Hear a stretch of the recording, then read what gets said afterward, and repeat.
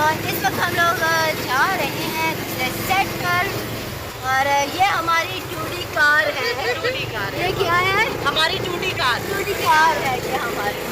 ये प्राडो भी है हमारी। सब कुछ इसको ही समझो। ये स्पेशल किस्म की एक जीप है। आप मैडम इस बारे में क्या कहना चाहेंगी?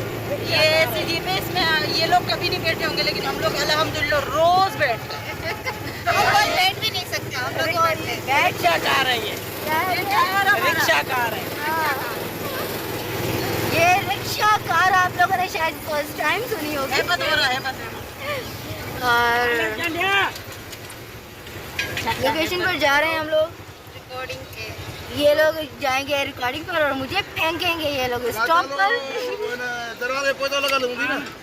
डायरेक्टर साहब इसी शॉट में में जानी मेरे से